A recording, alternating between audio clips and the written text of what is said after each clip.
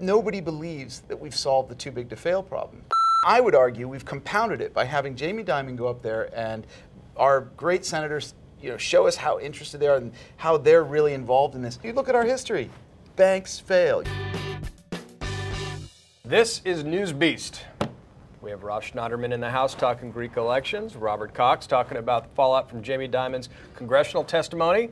But let's start in the land of my ancestors. We got an election coming up. Things are, well, the whole world's trying to figure out what the Greeks are going to do, and the Greeks are probably trying to figure it out too. What's your read on what's ahead? Well, I mean, I think either way there's going to be some sort of confrontation. I mean, this is basically a big game of chicken.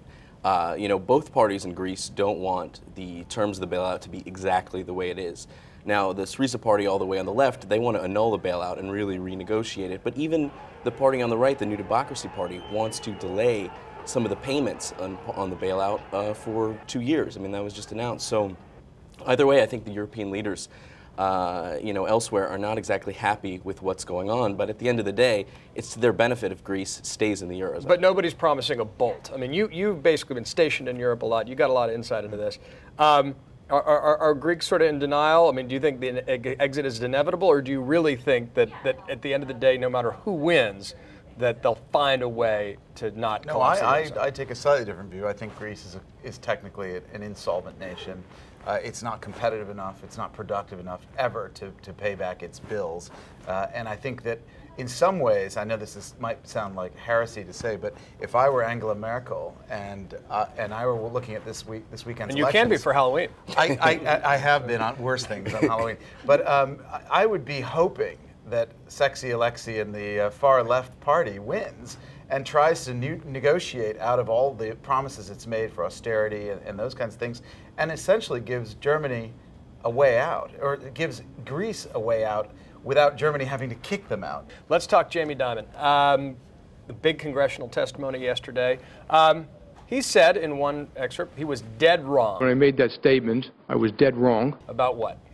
Well, he was dead wrong about it being a tempest in a teapot. That is the losses that were stemming from this chief investment office in London. He was warned, or I should say Bloomberg and the Wall Street Journal and market talk in London had been that these guys were taking really big bets. And those bets were of a sort that could actually be big losses for the bank.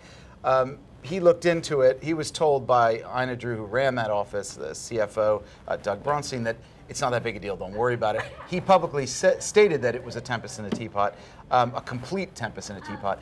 That is the reason we've had this thing. If he had not said a thing and just came out with second quarter numbers and said, look, we made $4 billion instead of $6 billion because of a little hiccup in our European, it wouldn't have been a problem. It was Jamie being Jamie that got them into this whole trouble. This is so one-on-one. I mean, just from a pure communication standpoint, you get ahead of the story. That's fine, but yeah, I mean, but what I love is the cycle of all these CEOs, whenever there are these implosions that show systemic, not risks, but still problems in the system,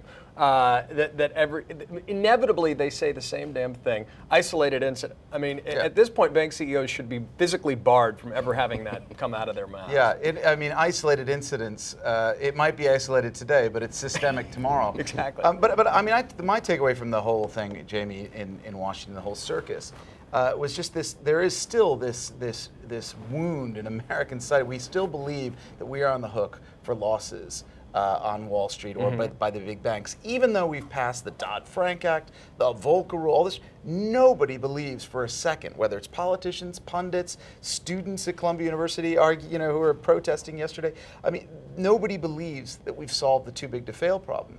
And I would argue we've compounded it by having Jamie Dimon go up there and our great senators, show us how interested they are and how they're really involved in this. It just creates this false sense of security that somehow we can stop banks from losing money, right? Not going to happen, or failing. And you look at our history.